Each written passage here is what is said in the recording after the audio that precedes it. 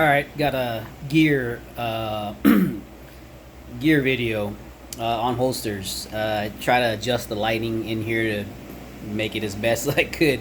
Uh, so anyway, this is the old HQ. You know what I'm saying? The room where I do all the dry firing and my workbench desk where I tinker with all my stuff. It's been in videos, so I think people say it looks like a mess because it is. But I'm constantly doing stuff with guns back here, um, and then I gotta print stuff out, and then my dry fire books and all that stuff. So between myself, all the stuff I have, and my wife, constantly changing stuff, messing with stuff, cleaning guns and stuff. It is what it is. I don't have racks and shit, but anyway, that's not what this is about. This is about holsters, and in my opinion, I believe for competition, the best holsters are the Black Scorpion holsters, BSG or whatever. Uh, so these are the ones I've been running since day one. When I first got my competition belt set up, I got the Black Scorpion setup, which I do have, but it's on. Let me grab that also.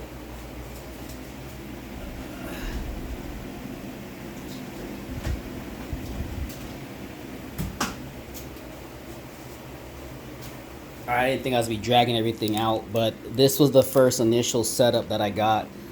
The belt, and then it had the Velcro, and I cut it off and put the ratcheting system on there. Um, and then since then, I took this setup, and this is now for my 1911. These are not Black Scorpion; these are something off of Amazon, but I do still have the whole setup that I got for Black Scorpion. It was 200 bucks for the belt, the carrier, and the holster, and the four mag pouches, and that was a great start. I think I used it for a whole year until my wife bought me the Dominate Defense and the CR Speed mag pouches. It was about a year, so the following Christmas, which would have been 2023 or whatever, I got that for Christmas, and the belt's great, real high quality. The CR Speed holsters are really fast. I really like them. But this is about the holsters, um, so why I think they're the best is USPSA and everything. It's all about speed and accuracy. But as far as gear is, you want to set it up for the most efficiency for how you're gonna draw, run, gun, shoot, and all that stuff. And to me, just drawing from a Black Scorpion has just always been faster. Now I do have more holsters out here, but since day one I've been messing with the M&P as well as the PDP, and I just put her holster away. But so I had two of these holsters, I think at least of the M&P holsters, and I have two of these holsters for the PDP, and this was mine, and I bought her own setup with all this, and then she ended up getting not the Dominate Defense but the double alpha belt, and we chopped it and put the ratcheting system on that and everything. But now she's switching over to the M&P gang, so she took my other holster and she's using it, and she really likes that, along with the ball joint system that I got with my Glock holster that I don't use anymore. Um, but yeah, so she set up basically the same way as this right here, but except she's got the CR Speed. Those are Ghost pouches, which are very fast also. So this isn't about the pouches, still about the holsters. So I am a pretty quick, not as quick as the very top guys coming out of the holster, but I am pretty fast. Steel Challenge is one of my things. I am GM in that, so I come out of the holster very fast. And part of that, I believe, is because of the holsters. I never have ran the competition holsters with the little latch. I forget what they're called, but a lot of people run those holsters where you gotta lock it in and stuff. It'll come to me eventually. But I don't run those, and I've never ran those. So I think these are perfect. So this is for the M&P 2.0, and this is the metal, and it's a little loose in there, which I don't like, but you just got to be careful when you're running around. When you're running around on the range during walkthroughs and chasing somebody around, I just got to make sure I keep my hand on it. I probably need to get one of those bungees to lock that in. But incredibly fast. I could probably heat this up and reshape this and get it a little tighter, or just change that buffer grommet thing in there, and it'll pull a little bit tighter. Also, I ran them with the Glock, like I said, and loved it. Some of the other ones I've tried is the Blade Tech, and this is also for the Glock. This was actually for my Glock 19, so this is not for the 47, because the 47 is a little bit longer, as you can see, so it should sit right down in there. These were pretty cool as far as like maybe IDPA wise, but it's just a little thicker and entirely too much retention on there, and I'm not a big fan of that. So this is the main gun I'm trying to run right now as far as limited optics, the Staccato HD, and the 4.0. So this is the setup I've we just spin it around here. This is the setup I've been running with the TXC holster that I had to order, I think, on Staccato's website. That took like 30-45 days. The double alpha, the ratcheting belt already set up, and then the CR Speed mag pouches set up for the Glock mags.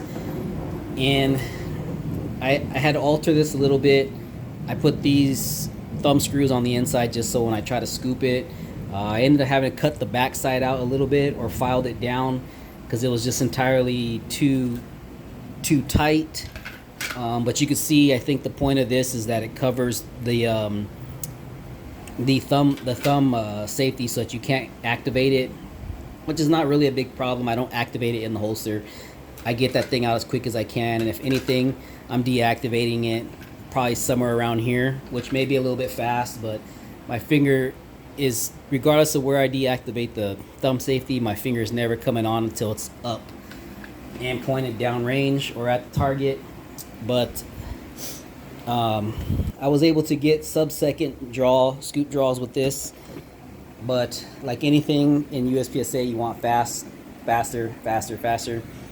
So before I even bought that other holster, I had the spare PDP, and I saw on Roger Barrera, whatever, OVC or QVO, quick violent over holster, whatever his name is.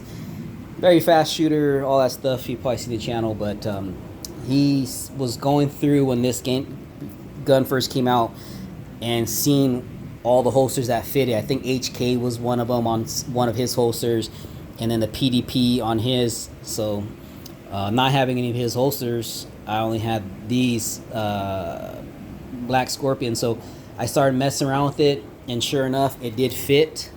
And what I ended up having to do was notch this out in the back, because it was interfering with the I don't know if you can see that, with the magazine release, the mag release button. So that was getting in the way, and so I altered it right there, cut it down. So now that she's not using this because she's using my other one, I took this and put the holster on that I was messing around with it, and I put it in there, and it was, this part right here was pushing up against it and pushing it out, so it wasn't really getting much retention. So it's kind of annoying. So all I did was take the heat gun and heat it up and just push in on that from the inside and remold it. So now I have some decent retention. You can hear it lock right there. So now this is probably just the perfect fit for that gun. And I was messing around with it right now on dry fire, set the mags up for the Glock again, and I was coming out of that holster so fast with the timer set to 0.6. So basically you're trying to draw on the buzzer and be presented on the target with your dot presentation and your finger touching the trigger in that amount of time before the second beep goes off. So it's very very fast, and I can make the times that we have this right here. We'll just to see how fast it is. Let's see. It's I already have it set up. Dry fire drill one. So let's go ahead and start and hear the buzzer. So there you go. That's point 0.6. So that's what I've been working with since day one. Basically, once I started competing and dry firing, was trying to beat that point 0.6. Now that's drawing from the holster. That's overhead draw and the turn and draw. And even in that one's tough. But I was able to get this thing out and presented ridiculously fast and get the safety off. The way this one is set up, it's just a little extra. It's got too much in the way.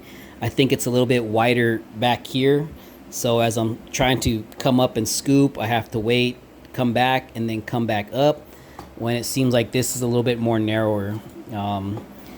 It's just a lot less going on with that. I'm not really concerned about the thumb safety, activating that, because I'm just not gonna activate it, because like I said, I